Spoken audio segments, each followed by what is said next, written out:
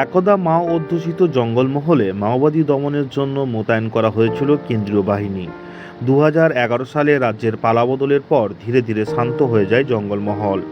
রাজ্য পুলিশের DG Rajib Kumar সিলদার EFR শহীদের শহীদ তর্পণে এসে সাফ জানিয়েছিলেন, পশ্চিমবঙ্গ তথা জঙ্গলমহলে কোনো মাওবাদী নেই। মানুষ এখন শান্তিতে বসবাস করছে, কিন্তু ভারত সরকারের স্বরাষ্ট্র মন্ত্রকের জারি করা নির্দেশিকায় পশ্চিমবঙ্গের মধ্যে কেবল একটি মাত্র জেলা, ঝাড়গ্রাম, যা এখনও মাওবাদী অধ্যুষিত। রাজ্য পুলিশের দাবি, খাতায় কলমে মাওবাদী অধ্যুষিত থাকলেও বর্তমান সময়ে তার কোনো অস্তিত্ব নেই।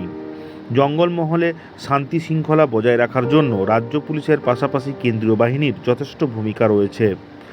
এবার অন্য ভূমিকায় দেখা গেল কেন্দ্রীয় বাহিনীর 184 নম্বর সিআরপিএফ ব্যাটালিয়নকে। রাজ্যের পালাবদলের পর ঝাড়গ্রাম জেলার রাস্তাঘাটের হাল বদলেছে, বাড়ি বাড়ি পৌঁছেছে পানীয় জল। এই অবস্থায় এলাকার মানুষজনকে, বিশেষ করে মহিলাদের স্বনির্ভর করতে সেলাই প্রশিক্ষণ এবং এলাকার যুবকদের ক্রীড়ার প্রতি আগ্রহ বাড়াতে 184 নম্বর সিআরপিএফ ব্যাটালিয়নের পক্ষ থেকে ফুটবল প্রতিযোগিতার আয়োজন করা হয়। বৃহস্পতিবার ঝাড়গ্রাম জেলার জামবনি ব্লকের ওড়োতে 184 নম্বর সিআরপিএফ ব্যাটালিয়নের পক্ষ থেকে সিভিল অ্যাকশন প্রোগ্রামের আয়োজন করা হয়। এই প্রোগ্রামের মাধ্যমে নিম্ন আয়ের পরিবারের 17 জন মহিলাকে 15 দিন ধরে সেলাই প্রশিক্ষণ দেওয়া হয়। সেলাই প্রশিক্ষণ শেষে সিভিল অ্যাকশন প্রোগ্রামের মাধ্যমে মহিলাদের হাতে প্রশিক্ষণের সার্টিফিকেট তুলে দেন 184 নম্বর সিআরপিএফ ব্যাটালিয়নের কমান্ড্যান্ট প্রবীণ কুমার ত্রিপাঠী।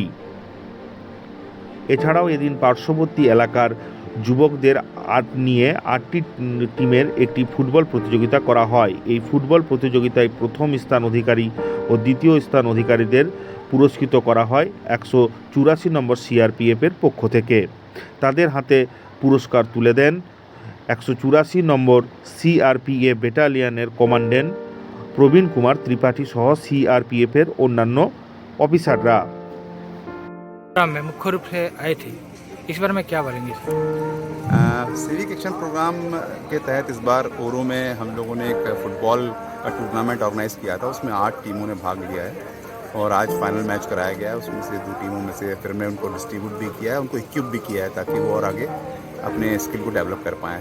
इसके साथ ही एक स्किल का डेवलपमेंट प्रोग्राम यहाँ पर हमने महिलाओं के लिए ऑर्गेनाइज़ किया था। उसका भी आज समापन समारोह था और उसमें भी हम लोगों ने प्राइज़ वगैरह और जो उनके सर्टिफिकेट थे वो डिस्ट्रीब्यूट किए।